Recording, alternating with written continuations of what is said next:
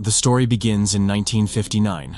A new school was being inaugurated in the city of Lexington, America. Just before school began, all the children were spending their time playing outside. Meanwhile, a little girl named Lucinda stood quietly, facing the sun. A strange, eerie, whispering sound echoed in her ears. Surprisingly, only Lucinda could hear this sound. Just then, their teacher, Miss Taylor, arrived and asked everyone to return to class. The other students rushed to their classrooms, but Lucinda remained there, lost in her thoughts. However, Miss Taylor somehow managed to bring her inside. Miss Taylor reminded all the children that their school's opening ceremony would be held tomorrow, and a competition had been arranged for the occasion. In this competition, all the children were asked to draw an imaginary picture showing how they thought the world would look in the next 50 years. Just then, Miss Taylor brought out a time capsule, which made all the children very excited. The time capsule was a container that would hold all their drawings. It would be buried underground, and after 50 years, the capsule would be taken out to see which child's drawing best matched the future.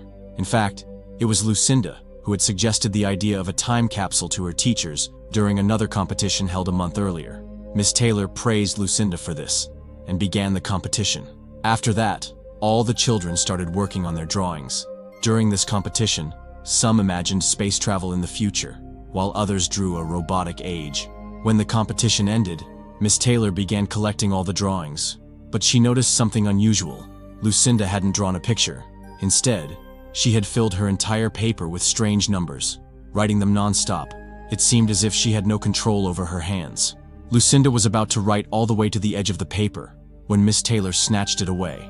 Lucinda stared at her with a distressed gaze.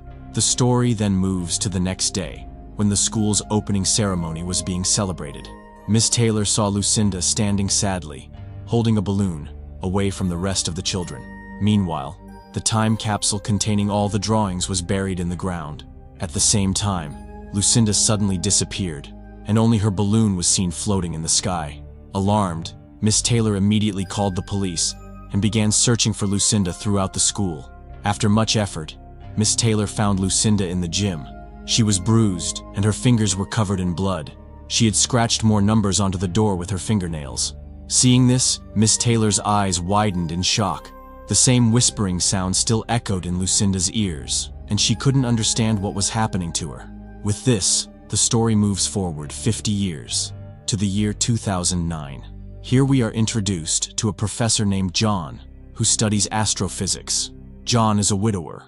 His wife had passed away a few years earlier, and since then, he had been living alone with his son, Caleb. Being a single father often made him feel overwhelmed by his responsibilities toward his son. One day, after giving a lecture at college, John was about to have coffee with his friend Phil, when he suddenly remembered that he had to go to his son's school for its 50th anniversary celebration. He immediately rushed to Caleb's school. It turned out that this was the same elementary school where the time capsule had been buried 50 years earlier. Today, the capsule was being dug out, much to the excitement of all the children and teachers. Miss Taylor, now an old woman, was invited as the chief guest. After her speech, the time capsule was opened, and envelopes containing the children's drawings were distributed among the students. Coincidentally, Caleb received the envelope that once belonged to Lucinda. When he opened it, he found a list of numbers written by her. While trying to decipher the numbers, John hears the same whispering sound, just like Lucinda, echoing in his ears. Just then, he notices an unknown man standing a short distance away, staring at him. Suddenly, something distracts him, and when he looks back, the man has vanished.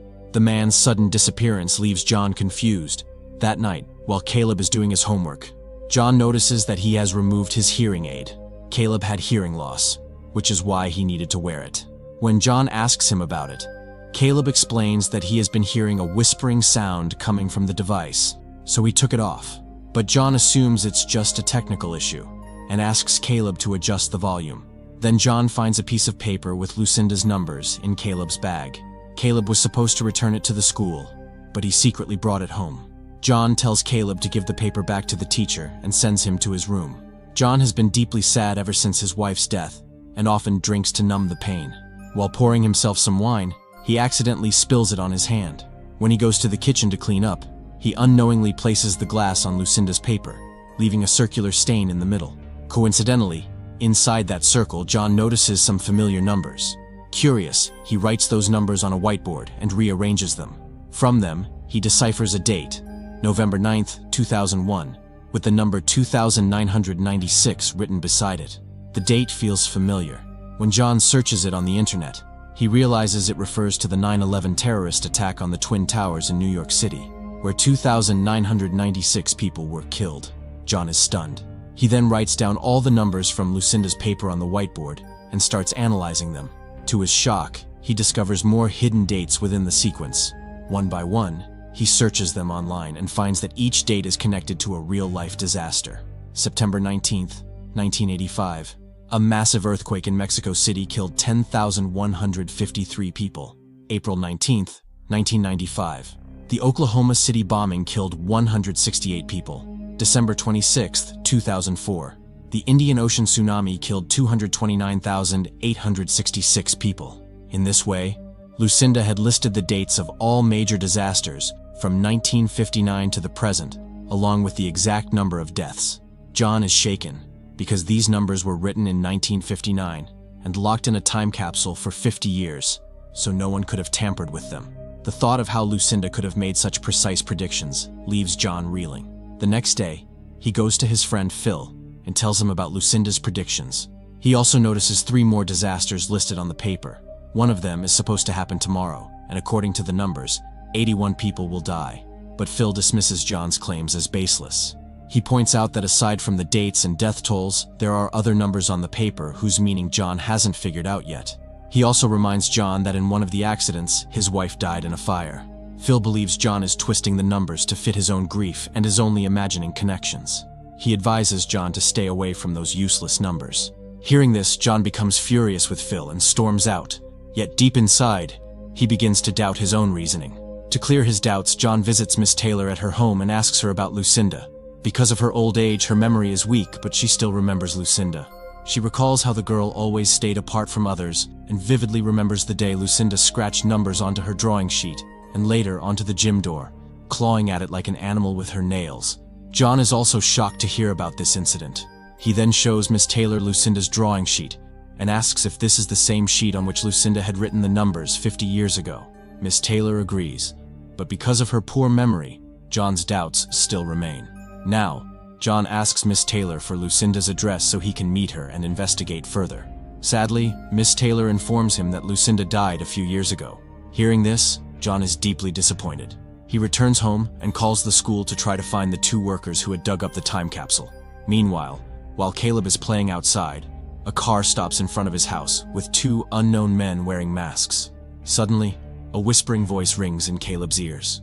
Drawn by it, he walks over to the strangers and stares at them. The whispering continues, echoing in his ears. One of the men silently gives Caleb a stone. At that moment, John sees them from the window. Startled and afraid, he rushes outside, but by the time he reaches there, the men have already left. When asked, Caleb says he doesn't know who they were. He hands the stone to John. It looks like an ordinary stone. John keeps it but warns Caleb to stay away from strangers and sends him back inside the house. Continuing his investigation into Lucinda, John searches online to find out how she died. He discovers a photo of Lucinda. She had been married but died from a medicine overdose. John is reading about her carefully when his sister, Grace, suddenly comes up behind him. She tells him that their parents want to reunite with him. But John, who had long been estranged from his father, refuses and asks Grace to leave the house. Midnight passes. According to Lucinda's paper, today was the day when 81 people were supposed to die in an accident. John is glued to the news channels, waiting for such a report. But after watching for hours, he doesn't see any news of a major accident. Now, John begins to think that interpreting Lucinda's numbers as dates was just his imagination. Exhausted from drinking all night, he finally falls asleep in the morning. Meanwhile, Caleb calls him from school. Due to heavy rain and stormy weather, the school is closing early, and Caleb asks John to come pick him up. John sets out to get him, but on the way, he gets stuck in a traffic jam caused by an accident. While waiting, John calls Phil to apologize. But then his attention shifts to his car's GPS, which shows his coordinates as latitude 42.41 and longitude 71.20.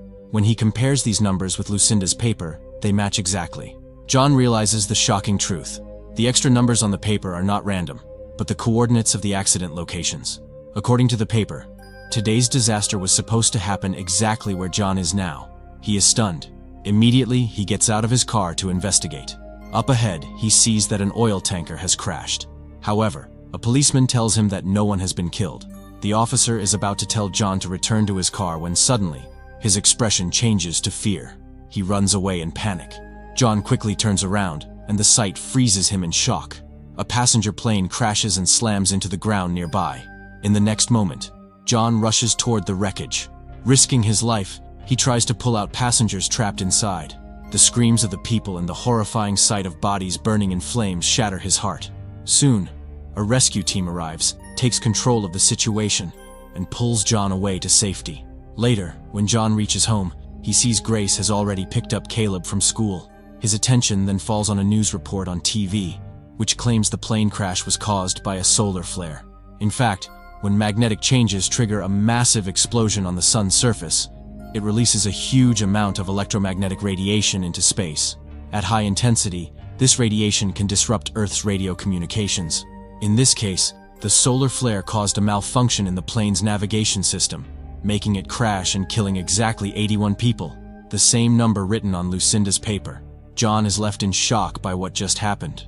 Meanwhile, Phil visits John's house. Though he now believes in the numbers, he still advises John to stay away from these incidents. But John is not willing to back down.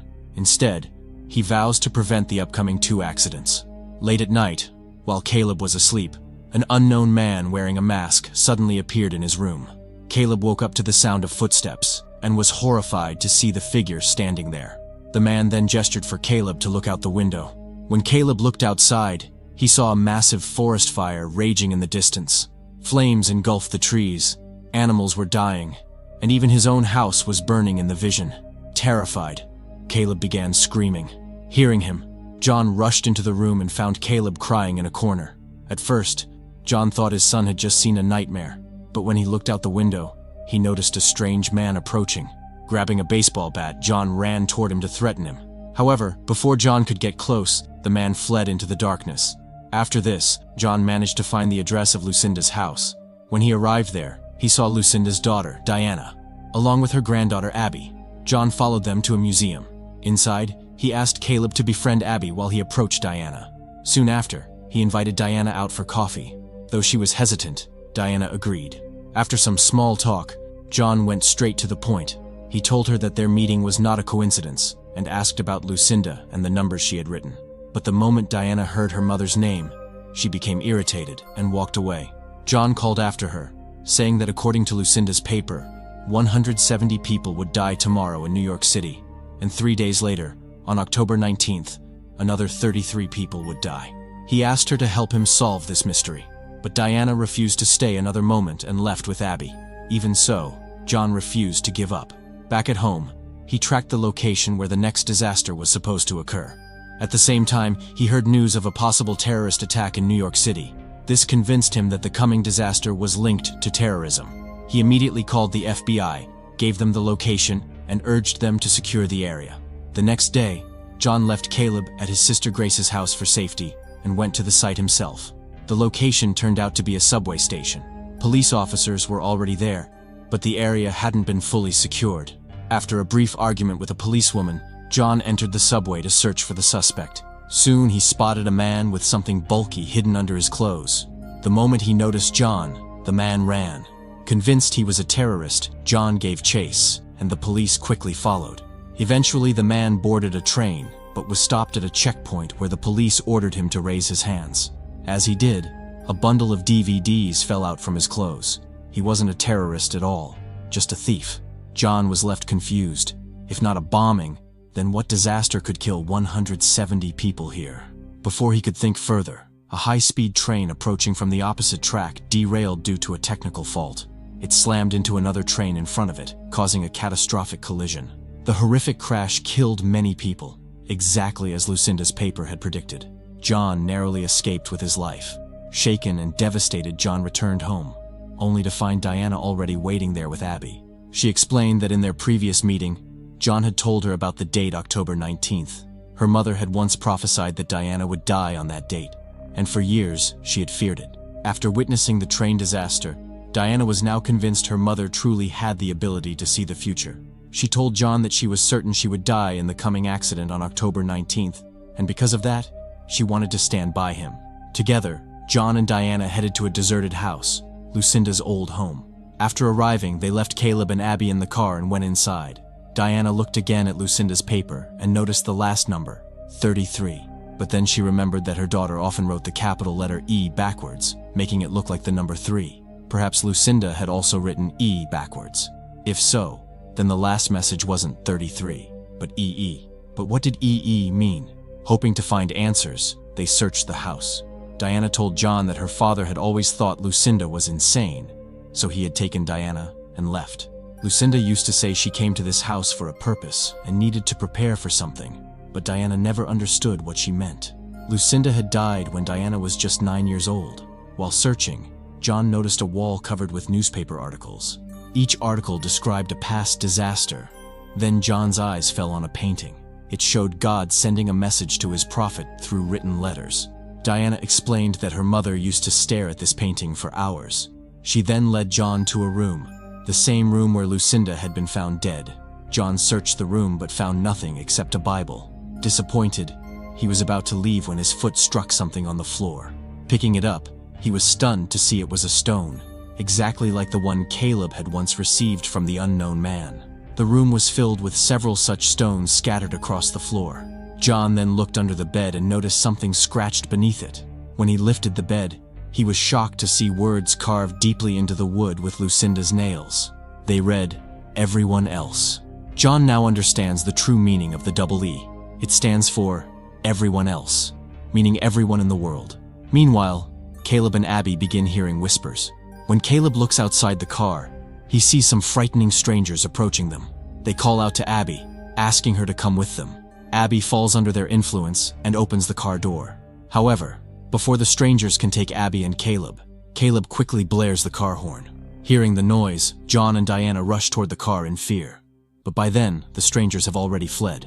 When John and Diana reach the car, Caleb and Abby tell them that the strangers had come after them again.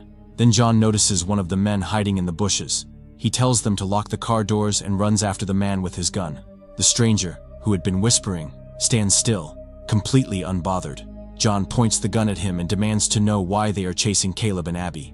The man doesn't answer, but the next moment he opens his mouth, and instead of words, a blinding light shines out, dazzling John for a few moments. When John regains his sight, the man is gone. John then takes everyone back home. The next morning, when John goes to call Abby for breakfast, he finds her coloring a picture. Shockingly, it's the same painting John had seen at Lucinda's house, the one that depicts the Day of Judgment, as mentioned in the Bible. The drawing shows a blazing sun, and John realizes that the next disaster must be related to the sun. John immediately takes everyone to the MIT observatory, where he meets Phil and explains the danger of a solar flare. Until now, all solar flares released by the sun had been blocked by Earth's ozone layer, causing only minor issues like communication failures and power outages. But according to John, this time the sun is about to release a catastrophic explosion, a supersolar flare. It will unleash radiation waves of 100 microteslas, powerful enough to burn and destroy the Earth itself. The super flare would even wipe out all the planets in our solar system. At that moment, John notices the sunlight pouring through the window, unusually bright and hot, even in the middle of winter. This, too, is proof of the approaching solar flare. Meanwhile, Diana overhears John's conversation, saddened by the thought that her daughter will also perish in the disaster. She tells John about a cave where they could hide to escape death. Although John knows that no one on Earth can survive this catastrophe, he agrees to go with her to the cave just to give her some hope. They return home, and John quickly tells everyone to pack their belongings. Hearing this, Caleb goes to his room, but soon he hears the same whispering voices again. He loses control and begins writing numbers on a piece of paper, just like Lucinda used to. When John enters the room, he sees Caleb scribbling numbers and immediately snatches the paper and pen from him. But Caleb doesn't stop. He begins scratching numbers into the table with his nails. John shakes him to bring him back to his senses. When John looks at the numbers etched on the table, he remembers Miss Taylor's story, how 50 years ago, Lucinda had carved similar numbers onto the school's gym door. A spark of hope lights up in John's mind. He thinks Lucinda must have written the location of a safe place there. So instead of going to the cave with Diana and the children, John heads straight to the school. Inside the school, he removes the old gym door and brings it home. However, years of paint have nearly erased the numbers. John scrapes the surface of the door and at last manages to uncover the faded numbers. But by then, Diana loses patience. She takes Caleb and Abby and leaves for the cave without John. John rushes after her, but she is already far ahead. To make matters worse, Diana's phone has no signal, so she can't even share her location with him. Meanwhile, when Diana stops at a gas station to refuel, an emergency broadcast plays on TV. The president warns the citizens about the incoming solar flare and advises everyone to take shelter underground. Panic quickly spreads across the entire country. Meanwhile, Caleb calls John from a public phone booth. Diana arrives and sends him back to the car. She tells John their location and urges him to come quickly so they can head to the cave she mentioned. However, John stops her, saying no cave can keep them safe. He explains that he found the location of Lucinda's house from the door, and he believes something at Lucinda's house might protect them from the solar flare. So, John tells her to take the children there, but Diana refuses to believe this theory. They argue on the phone. Suddenly, Diana notices a stone on top of the phone booth, exactly like the stones John and she had found at Lucinda's house. When she turns around, she sees strangers kidnapping Abby and Caleb and taking them away. Horrified, Diana jumps into her car and speeds after them, but while chasing at full speed, she collides with a truck and is severely injured. Meanwhile, John arrives at the gas station and searches for Diana's car. After asking around, he reaches the accident site and finds Diana fighting for her life in an ambulance. The doctors try desperately to save her, but she dies there. A nurse informs John that Diana passed away on October 19th at exactly 12 o'clock midnight. Lucinda's prophecy about her daughter had come true. Later, as John mourns over Diana's body, he notices the same stone in her hand. He realizes the strangers have taken Caleb and Abby. Determined, John grabs his pistol and heads straight to Lucinda's house. When he arrives, he sees tire marks leading into the bushes. Following them, John discovers piles of the same strange stones scattered there. As he moves further, John comes across one of the strangers standing silently. He points his gun at him and demands to know where the children are. Just then, Caleb and Abby appear, holding a rabbit. They tell John that the people who took them aren't bad. They only want to save them from the solar flare. Suddenly, a glowing light appears in the sky, and from it, an alien ship descends to Earth. John is stunned as he realizes that the strangers are actually aliens who had disguised themselves in human form. These aliens had already known about Earth's destruction, which is why they came to save living beings. They had chosen Caleb and Abby to carry humanity forward on a new planet. Caleb begs John to come with them on the alien ship, but one of the aliens stops him and whispers that only those who can hear their voices can travel with them.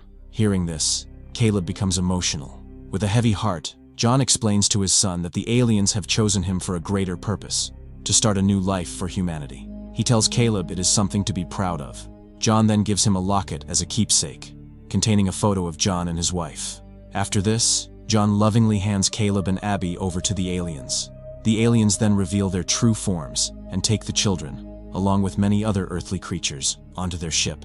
The next morning, Doomsday arrives. John goes to his parents and sister to spend his final moments with them. Soon, a massive solar flare erupts from the sun, burning and destroying the Earth completely. John perishes along with the planet. In the final scene, we see the alien ship reaching a new world. Caleb and Abby, along with their rabbit, are left there to begin a new chapter for humanity. They run toward a radiant, glowing tree, and with that, the film ends. Friends, if you liked this video and got lost in the story while watching, please subscribe to support us, so we can keep bringing you more videos like this. Thanks for watching.